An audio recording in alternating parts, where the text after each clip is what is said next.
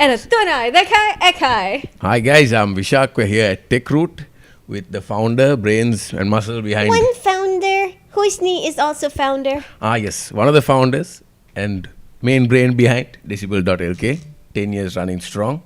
Congratulations to you guys Arigatou on this. gozaimasu. So this is you and Husni. Husni Yakub. All right. So you guys got together 10 years ago. Machan. So this is like a proper story, right? Yeah. So Husni and I think we met because he sent in music for Yes Homegrown, and we were just like talking music, right? And I think I also knew him from a friend's friend. And so one day, Machan, we decided to do Parada and Plain Tea, and I was like, yeah, man, that sounds cool. So we went to Plaza, and this was sometime in, I think, April, before the holidays. April which year though? This was, since it's 10 years, 2013. 13, okay. Machan. It was such a, again, it was like a hot day. I think we sat down inside the restaurant because there was like fan and stuff. Because we usually sit outside, him and me. Yeah. But this time around, we decided to sit down inside, and we were just talking about the music scene and what the media was not paying attention to and how unfair it was and what a lack there still was. So this is at the point where you're still at ASFM. Yeah, I was at yes, yeah. So that you still felt there was a gap in what needed to be done. Yeah, because see, just like everyday news, you know, there are artists, there are people who are putting out like music on the daily or every other day, and then there's like a band in the making, there's a band that's done something monumental. Why isn't that not treated as news? Why does that have to be like a once a week thing or once a month thing or just something that lands itself in the most shallowest way on a paper interview? I mean, no shade to anyone who's done amazing work in the past. It's just that when I read a lot of the interviews, like at least back then, I unfortunately don't have a lot of time to read now.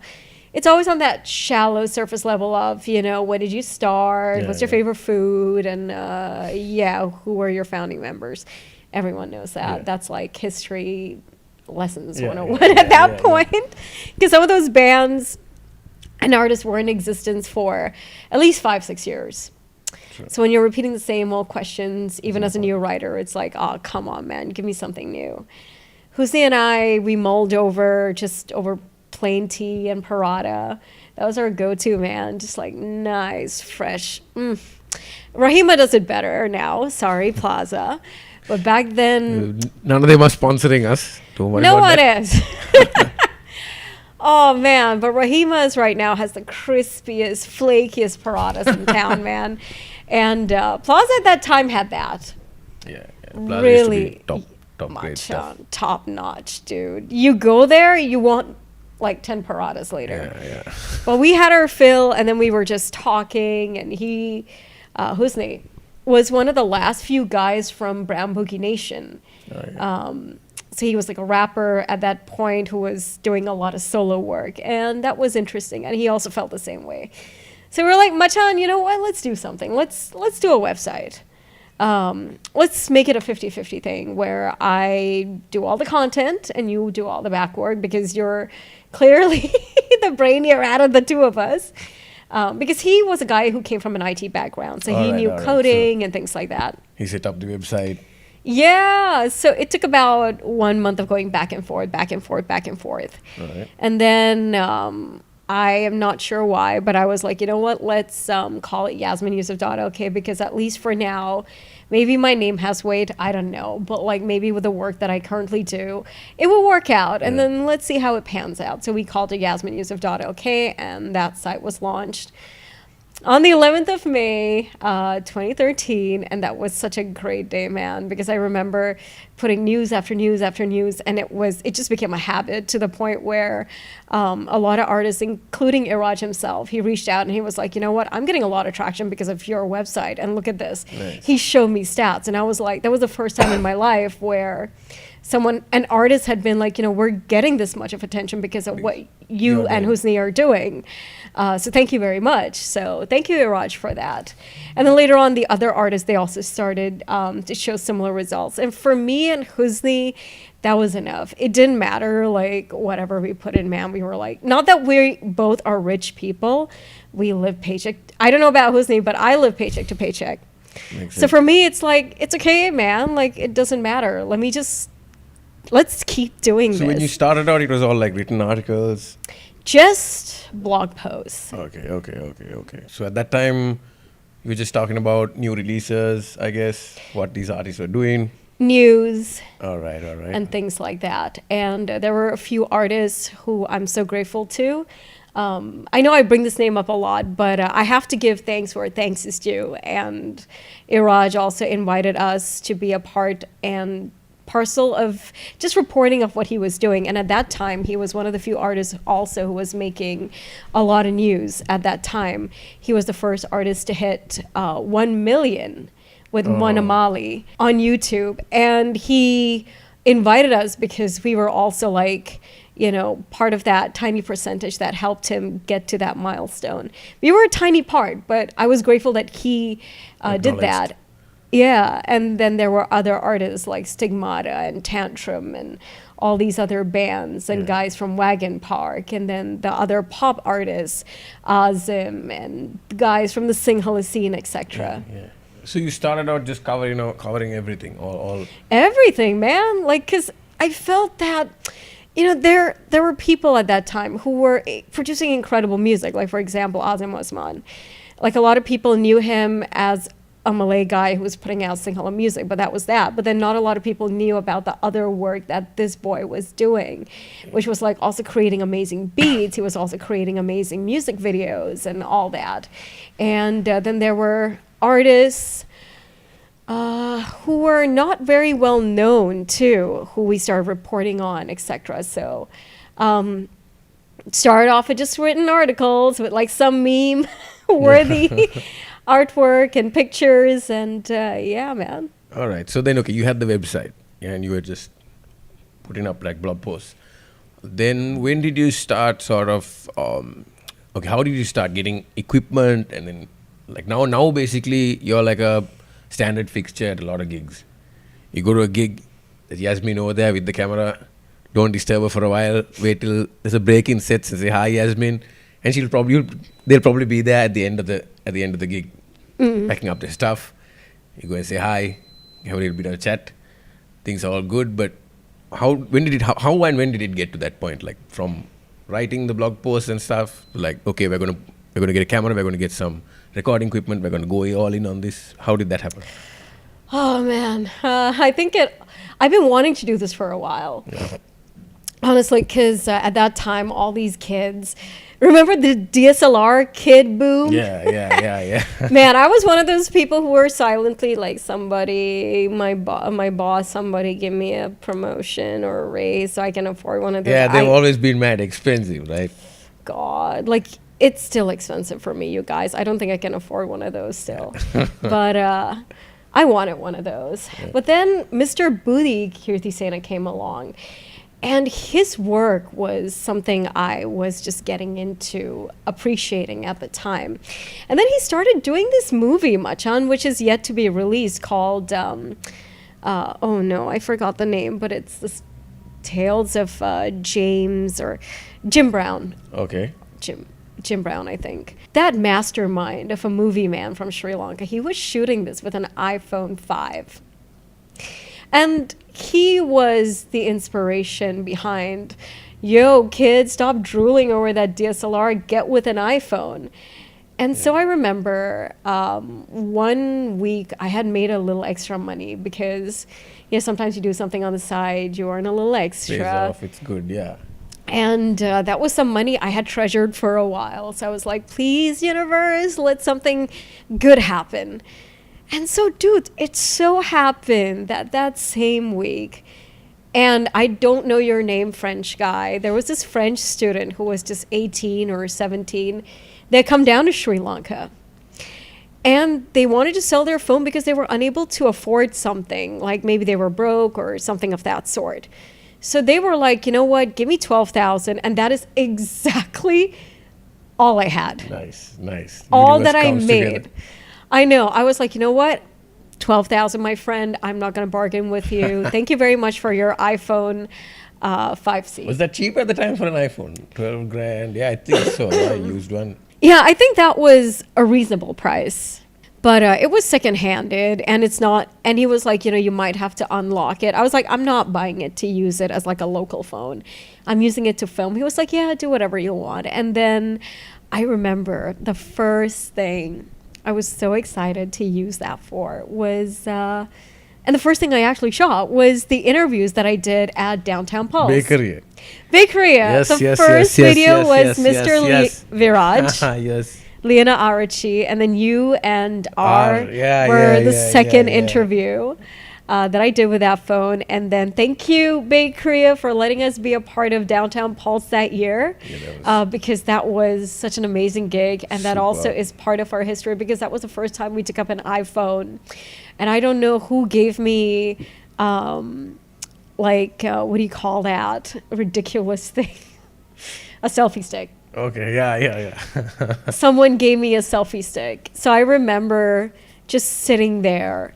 So that was what, 2016, 2016. yeah.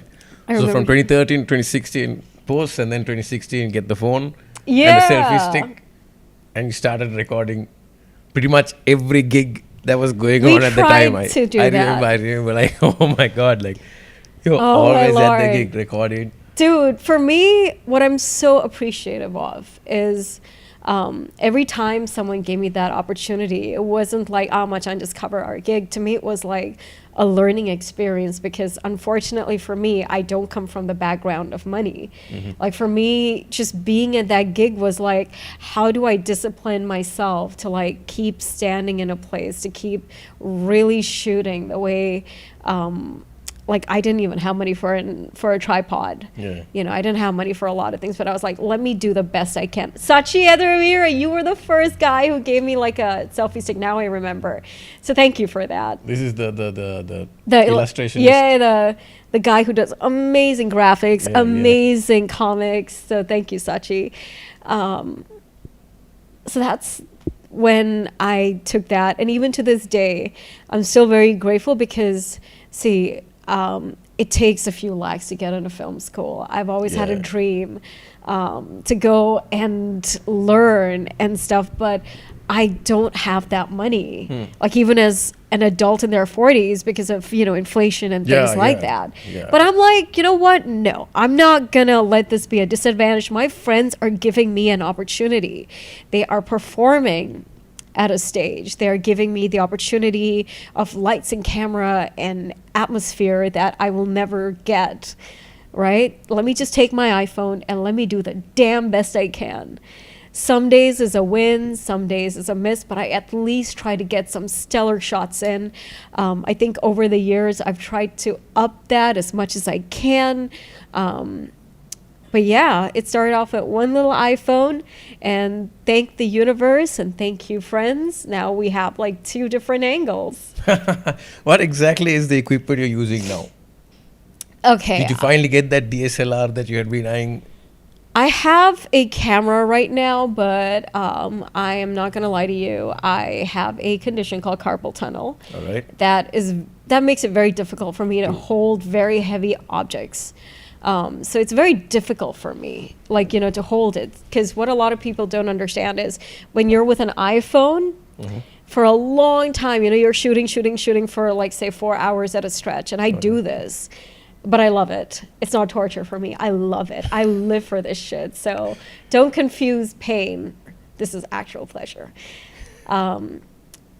What happens is it's muscle, joint, and tissue, right? Yeah. The more weight there is, it becomes very difficult, and my shoulder, my upper body, my elbow, it becomes very difficult. But with an iPhone, I found flexibility, and I found I could do like a lot more with my fingers. The eye to finger coordination is so much faster than a DSLR. But still, like, okay, let's say it's a 3 or 4 hour gig. You're holding your hand up and you're doing this and that. Isn't that still going to be bad for you, sort of in the long run? I don't know how bad it would be in the long run. Have you spoken to your doctor about this? Look, man, there are things that I live for. Yeah. And for me, a lot of people keep telling me this. You need to live for something that makes your heart beat. And this one makes my pulse race like too damn much. I think I'm Makes okay. sense. Makes sense. Makes But sense. no, I mean, over time, what I've realized is you can use your hand as a tripod. You can stabilize it. There are ways where you can use your palm as like a steady, fleshy tripod that could really help you gain like a damn good angle and a damn good grip for long. Because I remember at Bangalore Open Air, I think they were a little particular about like tripods and things, and I was like, that's okay. I'm a hand shoot this. All right. And I hand shot. I remember hand shooting a lot of different gigs, you know? And to me, that was saying, okay, the human body is actually capable of a few different things, man. That's okay. I don't think they teach this at film school. I don't think they teach this anywhere. You just learn it yourself. And by the way, that is actually true. If you have a small phone, you can actually use like this area of your palm to like create like a rest. And then you can just use your iPhone and your thumb as like a grip. So then you have like the perfect Shit. tripod thing. But of course, you need to train your hand not to get very stiff. You need to train your hand You probably not to end up have cramping and stuff right after a while. not cramping. The worst that's happened is the freezing. Oh shit! Just kind of get locked in Yeah. place. And when you have carpal tunnel, like it's so weird. Like your fingers, they get like clamped very fast. So what you need to do is you need to massage them back to. Has this Okay, happened to nice. you several times at gigs? Oh man, plenty than I can count. Should.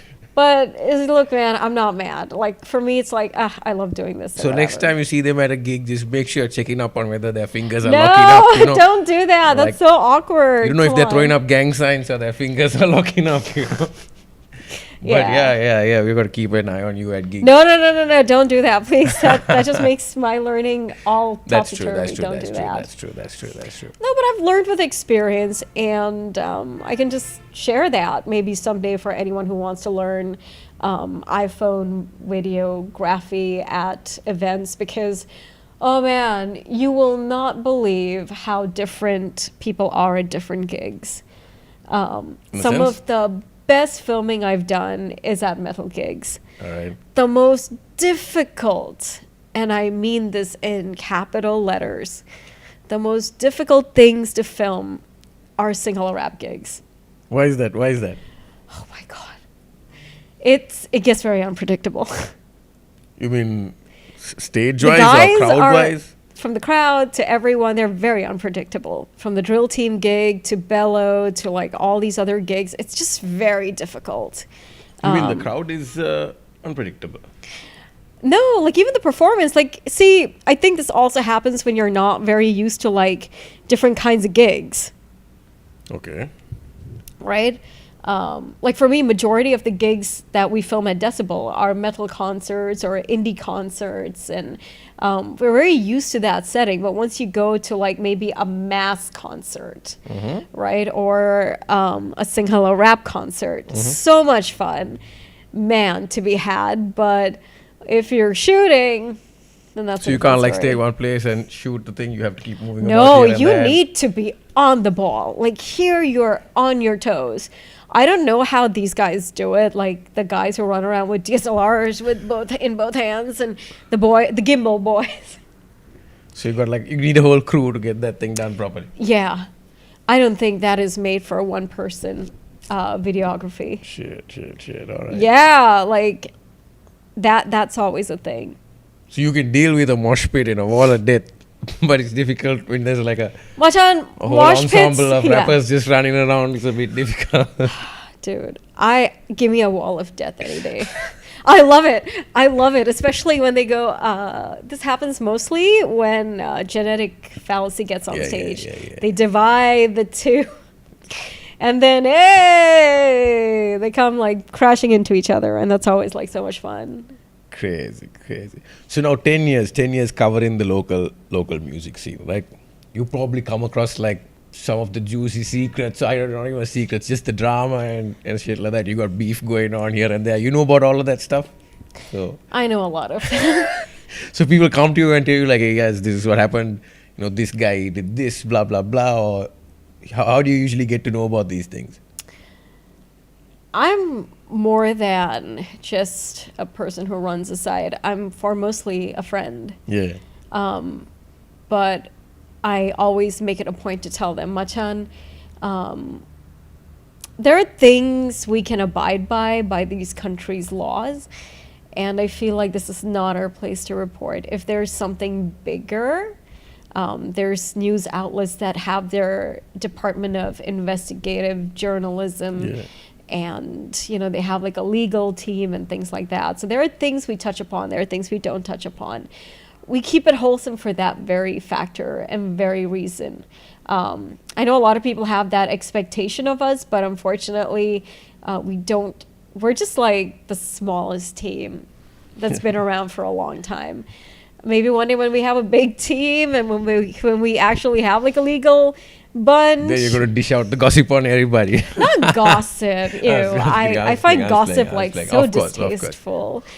But there was one thing interesting on the way here we were talking about, right? So you had some challenges in this as well, as you were telling me. So like sometimes you find out instances where either there's an agent sort of playing out the artist, Yeah. or there are club managers who are treating the artist badly, Yeah. and issues like that. But I think you should share the info. Like you were telling me, it's a bit difficult for you to just straight up put it out there because you might face sort of legal repercussions. So like what kind of challenges have you faced on that end? Like, As much as I would like to bring awareness and things like that to those things, again, we don't have that kind of license. What we do have is just to report wholesome things. so I guess maybe on an informal level, you sort of help people keep an eye out for. Yeah, like on a personal level, I do that because look, man, I mean, these are people. They don't deserve to be taken advantage of. And everyone is human and everyone's trying. It's not like everyone's made of money. Yeah. And most people actually work hard. Like a lot of the people I encounter who have these issues are actually very hardworking people. Like a lot of people don't have a lot of good notions about DJs, but they are some of the most hardworking people you'll ever meet in life. Nice. Actually, you're right. A lot of people do underestimate DJs. Which is sad because you don't understand how much of prep work that goes into a set. Like a DJ, believe it or not, they have to understand what your party's about, who you're catering to. They have the job of fixing a playlist of like an hour, 2 hours, sometimes up to 4 hours. Most of these people buy music. They don't download. Or they reach out to fellow artists and are like, hey, we'd like to drop this idea on our set. Would you like to send it over to us? And in return, we'll send you like a clip or something, which I feel is very ethical. You're also talking to someone who stays in their bedroom or their workspace and practices their set. You're paying for human time, electricity, and all that. And then once they come to that location, they're paying for their transport, they're charging their batteries, they're making sure everything is perfect for you, the person that's out there, that's come out to enjoy and have a good time. It's so wrong to say DJs have it easy. They actually don't. They work as hard as any band person in this country. The only difference is with a band person, you see them. But with a DJ in their bedroom, you don't see them. And that's all I have to tell you. Speaking of which, you played a set recently, yeah, I remember. Yeah. Do you have a stage name, DJ? No, I'm just Yasmin Yusuf. I'm really yet to like take off because, Kind of busy and stuff. Busy, and also there's quite a few things. Like, look, man, I just played one gig. Yeah. I do know where I want to go, but also at the same time, I need to put in work. I need to, something that I was taught from a very young age. If you are not going to put your 100, just forget it. Yeah, there's no point. Like, don't even put yourself out there. But just understanding where and how Sri Lanka operates, I have to put myself out there a little. So you plan to go forward with the DJ thing? You enjoy it? Nice. Yeah, I actually do, because someone I need to give props to is DJ Nihal. I remember seeing him at this festival Leah and her sister put together a few years ago called the Electric Peacock Festival. All right. And they brought down DJ Nihal from BBC Radio 1. Him and Bobby Friction were huge back in the day. Yeah. And they both did this show that really brought in a lot of attention to the Asian community who were doing excellent music. They were also one of the few people who were really pioneering that Bhangra, the Ranadus, the Arajas out there. And they were really bringing them to like different demographics of the world. So just seeing DJ Nihal many, many years ago changed that for me. And I was like, you know what, this is something I want to do. And this is something I expressed to DJ Mass. And he was like, you know what, let's make this happen. And slowly but surely, I started putting in the work last year. Would I say that I'm 100% ready? Look, man, I have anxiety. No, a lot of people think they think I'm lying when I say I have anxiety, but I actually do. Yeah, that makes sense. If I'm familiar with you and if I'm familiar with people, then it makes it a little more okay. Work in progress. But you're a radio host, a radio show host with anxiety. Yeah. Right. So when you're on air, you got no issues. I don't see people. People So- don't see me. All right. I it's just see a mic. But then when you're at gigs, recording and stuff, you're still cool, or you? I'm not doing anything except recording. I'm not talking to people, so it's like, it's Chill okay. down. All right. So you guys also hosted a gig, yeah, the one at Yeah, at the Vinyl Polangoda, Cafe. I think, yeah, the Vinyl Cafe, yeah. So do you guys have any plans of doing more things like that? We do. Yeah. But everything again boils down to like manpower. Last year we were very fortunate to have our first gig after 10 years. That was amazing. Yay. It was actually a really chill gig. That was superb. The whole vibe and all the setup there was pretty cool. Yeah, and thank you Tarek, thank you Pelican, thank you Red Bull, and thank you everyone for showing up and really making that gig what it was. And Irie, Ohm, and Irie's management Boom Live. That gig was one for the roads, man. Want to do that again, but again, everything is manpower. And what a lot of people also don't know is that there's literally just 4 people in Decibel. Husni, of course, is abroad. He's silent. Tarek Musafir, that amazing human, he does a lot of the business stuff. All right. And when I say business stuff, it's a lot of like the overlooking of accounts and things and just making sure we're okay. And then there is me and Chatra. Yeah, you handle the music and And stuff. Chatra he handles Jayasekara handles esports. So now you're like kind of branching out into esports also, yeah? Yeah, we've I been mean- doing this for about close to 2 years. Yeah. So it started with music. Now you got esports as well. You got any other branches you're planning on sort of moving into, expanding into any other fields? So as with such? Decibel, Vishak, something that we've always done was support music and its subcultures. So it's never been out of the question. Yeah. Neither has it ever been, away from that question. So it's just a matter of people joining the team and sort of pushing it out. Yeah, we are still looking for people, and there's a reason why I think a lot of people have not really connected with the whole Decibel thing is because we have like you like what you do, you will join us. See, sometimes I know a lot of people think, oh, you have personality, you can easily join a place like Decibel, or you have amazing English skills or Sinhala skills.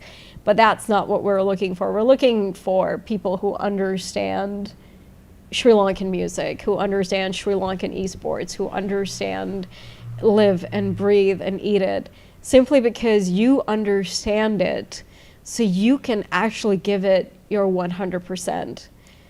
You're looking for people who bring that passion. I what they're want doing. people with passion, because what is the music that Sri Lanka makes without passion? Every artist that I put up a post about on DecibelLK, they're passionate people. Every esports athlete that we report about has passion behind chasing after that title. So without passion, why are we just seeking a phase? We're not about that life. Like, even I remember speaking to a few people who wanted to cover for us, cover events. I'm like, do you love this music? Do you find passion behind this music? Do you connect with this? The minute they say yes to those three, okay, man, take the tripod. Here's some transfer money, like record and just bring back that footage. Otherwise, I don't give my stuff. I tell them, Machan, I love you, but It's not really working out. because I think I know people who are genuinely passionate. And if you're passionate, that shows. Yeah. And again, you watching this, and if you ever parrot these words to me, that's not going to work. I need to see it to believe it, because I've had so many people come up to me and be like, I'm passionate about this and that. And when I look through your socials, I'm like, not living up to it, my brother. I love you, but you're not living up to it. Not that this makes me a bitch, but it also makes me like understand you better. Maybe you just need to be passionate, or the person you say you are to be. It's everything.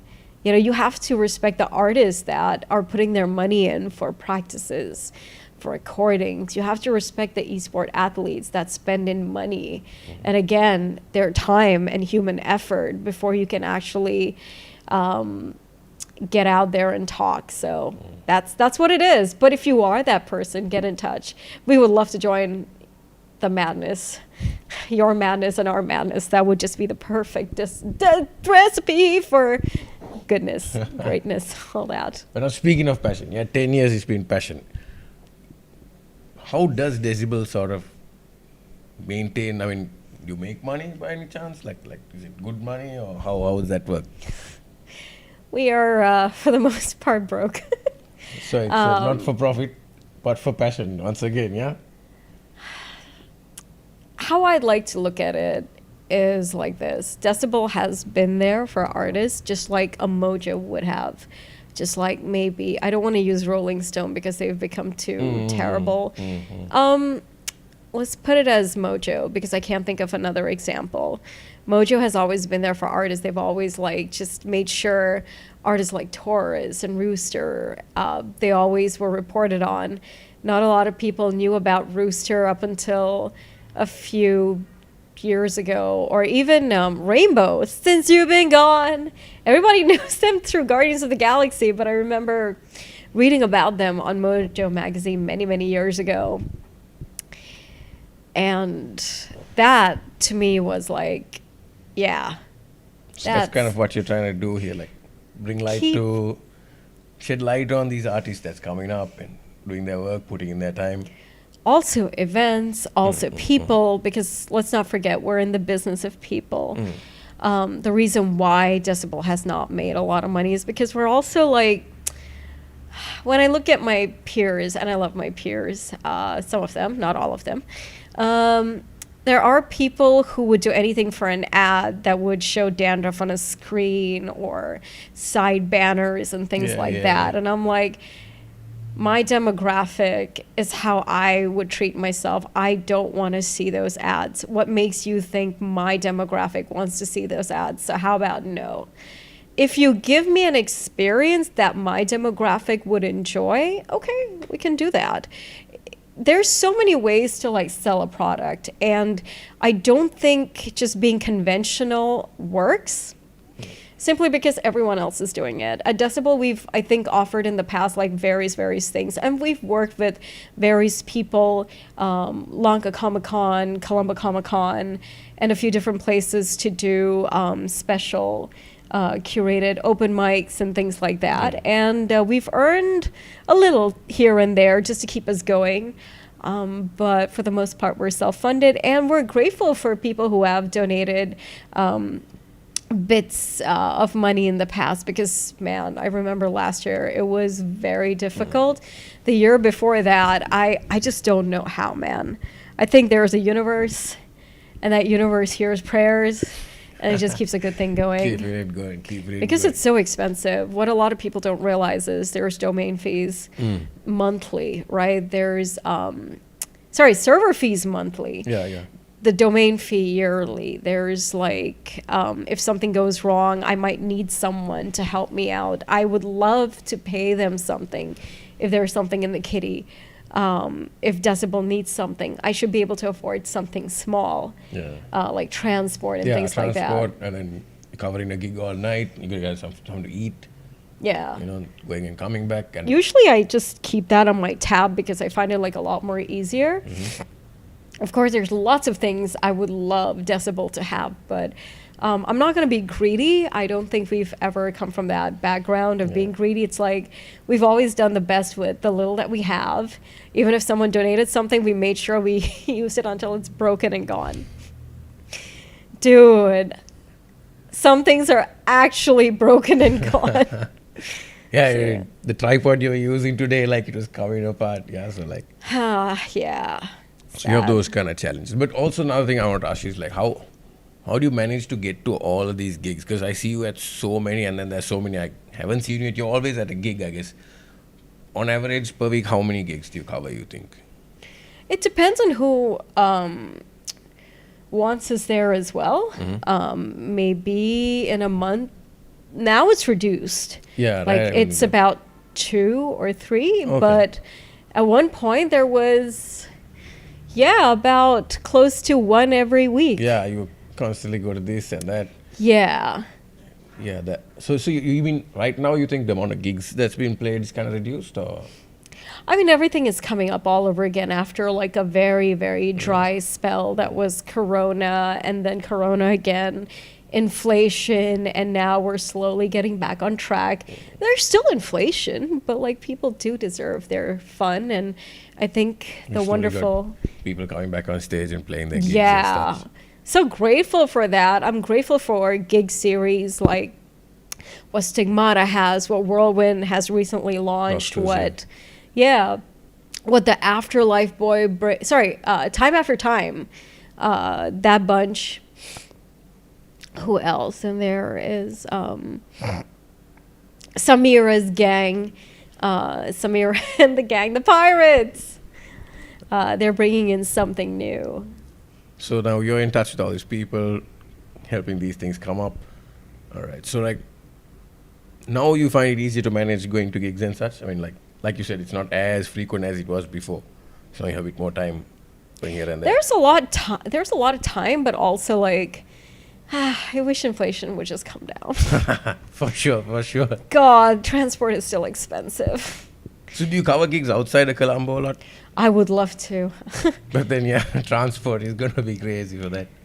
There was a time where I was doing that, like from the Bentota Reggae Festival to... Nice. I think the very last one was the Luna Festival in Kalpiti. Nice. Oh, the 3-day thing, yeah? Yeah, oh my God, that was a dream. Thank you for having us, team. Nice. So that was the last thing you covered outstation. Okay. Yeah. So now it's mostly Colombo sort of gigs Yeah. and such. All right. So do you have a sort of criteria where you pick which gig you're going to go to or something like that? No, it's not like that. It's more like people get in touch with us. And then if it's like a long-term partner like Sigma, they're like, Machan, book yourself for this date. And it's like, yeah, okay. We're doing nothing on this date. And we anyways have like a long-term plan with them. So we work just fine. Otherwise, you just get in touch, be like, Machan, this is our event. If it's feasible and if it's original music, most importantly, we'll do our best, man. Again, what you need to understand is it's one person, sadly. Yeah, that's the thing. So are you looking actively for more people to join right now? I'm not fussed because I understand that there are people with a lot of commitments and things like that. But one thing I think I forgot to point out is that with Decibel, we kind of work like relationships in 2023. Non-commitmental. Non-commitmental. All right. Because like the only thing you really need to do is just pick up your phone, record, but what we need to see on that screen is passion, and all that. Again, it's just very easy work. It's nothing like over the top mad.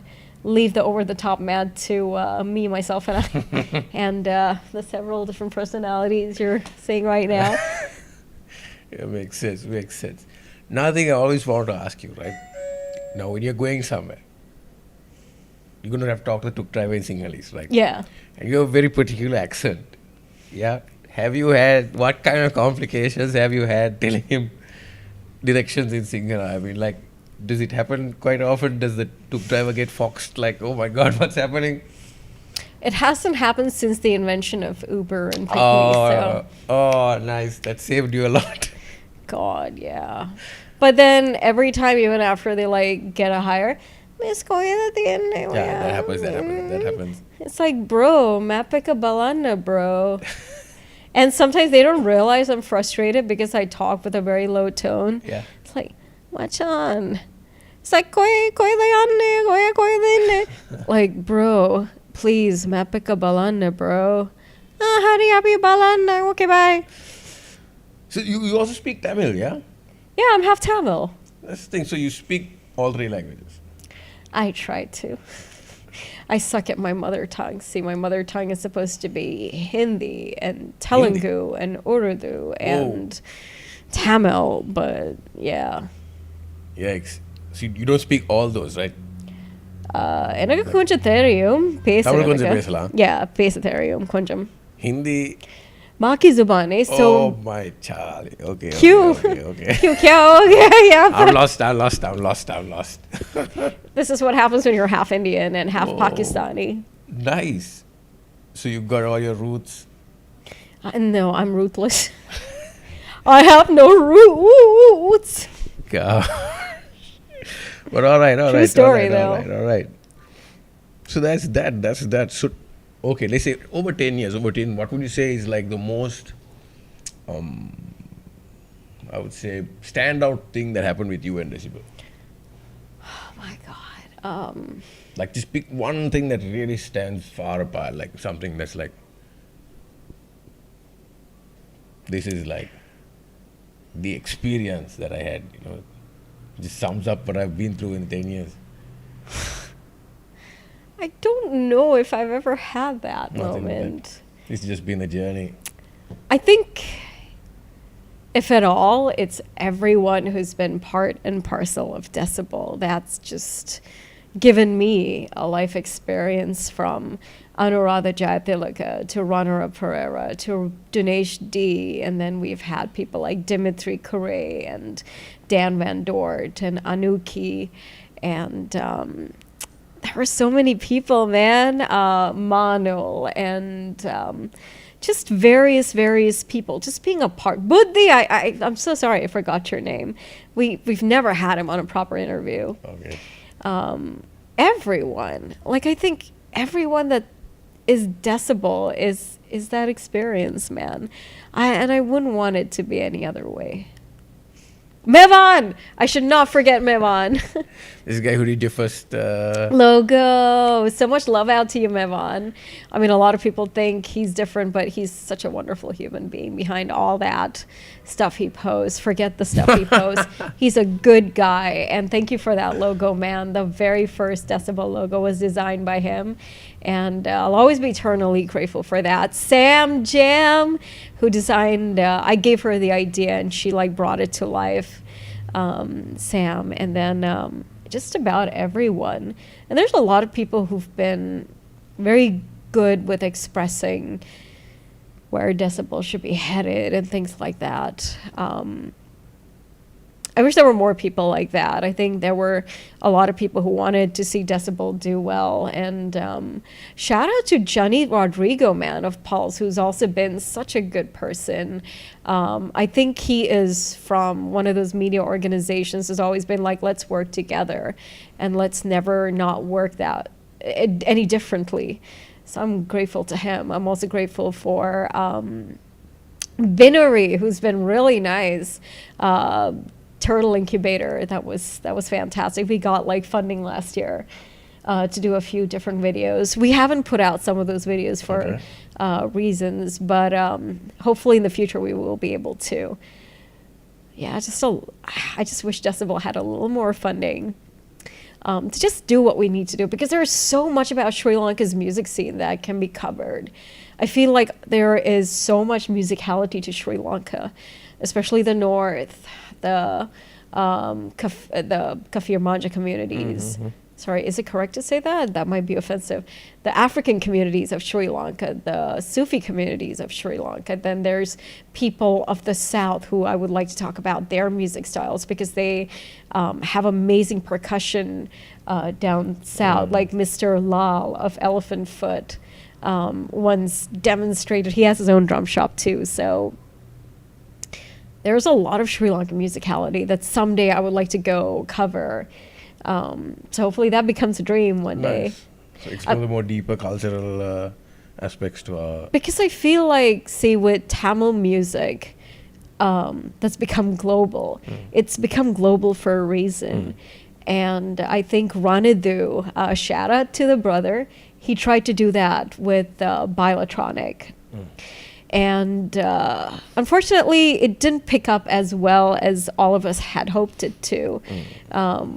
Maybe because, again, he was like, when you're a founder, you kind of face those issues, right? But he did something very momentum. And I feel like that is part and parcel. But then I feel like there are other things about Sri Lanka that can be used for just bringing that musicality out. Like, because there was this other thing that I was exposed to not too long ago. And thank you to Kacha Kacha, Imad and the team for this. I was exposed to Vada Baila. Now, a lot of people don't know. Yeah. The OG rap battle the world needs to know about. Yeah, that is something I would love to cover. And because to take Sri Lankan music forward, there has to be that. Tamil music has done that brilliantly. Bollywood music has done that brilliantly. Chinese music has done that brilliantly. I feel like Sri Lanka has so much to offer. But I feel everything is with research and time and things put that to be put into that, and also journalism. Everything cannot be about me. I do need people at some point to actually help me with stuff that I want to really do with Decibel. So that's a goal. And shout out to the late Natalie Soiza. She brought in good journalism to Decibel through her experience and all that, so she is remembered. Rest in peace. Yeah, she did have some nice articles up on certain specific artists. Man, she was a gem. I did not mind. Like, it didn't matter to me what I forewent, in terms of like food or whatever. To me, just getting that on Decibel was gold. Like, because screw it, man. Material shit can wait. But that gold that she's putting out, that needs to be read. And she wrote with so much of passion. That is the kind of person I would love to have work for Decibel. It was apparent. So it's sort of like a community effort in the end. Decibel is a bunch of people coming together to create this thing. And this is the passion that you're talking about. It's what you want to come through your work. So if you're basically, I guess, if maybe someone's studying musical cultures in Sri Lanka and such, they have something to share. I guess get in touch with Yasmin. Put your findings out there. Yeah. It'd be a great place to feature it. Decibel's the place. Yeah, for sure, man. And also, like, don't be afraid to reach out. A lot of people are like, oh my gosh, you have such a bad resting bitch face. I'm like, I don't. I'm concentrating on things. Actual true story. Like, a few months ago, there was a bunch of kids at the Stigmata gig. And so I was busy. I didn't notice them. So apparently they had tried to say hello and I ignored them. I'm so sorry. I did not ignore you. I must have been so caught up in like just taking angles and things. And then later they came up to me and they were like, oh, you had a resting bitch face. What the hell? They straight up told you this, you have a resting bitch face. I was like, it's okay, man. Like, I'm sorry. Like, firstly, if you felt that way. I was busy, which is the truth. I do get busy. Yeah. You're on the job, basically. You're recording and stuff. So. Yeah, no, it happens. So I'm chill, man. I'm chill. I don't throw bitch fits. It's just the face. It's nothing to worry about. My face during concentration. Nothing to be afraid of. Yeah, I don't bite, but I do have teeth. You just have to catch you after the gig, I guess. Once it's all done, you're done packing up and getting ready to Nah, go. like, dude, I'm flex. I'm not difficult. All right. So now, the whole esports thing, yeah? You said 2 years you all have been covering it. Do you see it going up? Like, is there some sort of major rise in the esports scene? I think all the clans of Sri Lankan esports, I think Gamer LK, Raveen, Ramesh, Vikum, that whole lot, they've been just working towards an upwards trajectory of just putting esports, Lankan esports, on the global map. And I think they've done such an amazing job. And I feel like the mainstream media does not take notice of this. And I feel like even their work that they've been doing, the more I speak to people, the more I realize that these boys, like, they've been working so hard.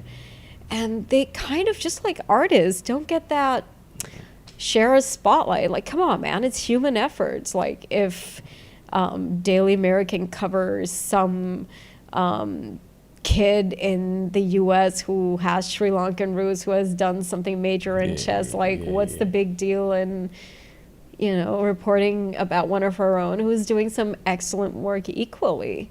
Like, what? Not worthy enough? I guess it's the same situation as with the underground scene. I mean, you have them being featured in magazines out of the country. I think our guys, a lot the of our guys, the Japanese Japanese thing. magazine featured, I think, Dishti, Whirlwind, Stigmata, Yeah, a whole bunch of them got so featured. good. But then locally, it's not really being pushed out. And the same thing is happening, I guess, with the esports. Yeah, these guys are doing a decent job, but Not really decent, getting dude. They're doing a damn good job. I mean, because of them, there is actual esports athletes going out of the country, taking part in global events. And that is big. Like, esports going national is not a small thing. Like, if they have made it to ministry level, and kudos to you, Ravina and team, like, why are we not paying attention to this shit? yeah, there's a lot of potential there. It's just... Not potential. This is it. This is it, Vishak. Like, this is the equivalent of, like, winning a Grammy. Yeah. They've done it. Okay. A ministry for esports. So it needs to sort of be pushed out even further. Like, I mean, it would be better if more people were aware of this as an actual Sport. Yeah. To be taken seriously.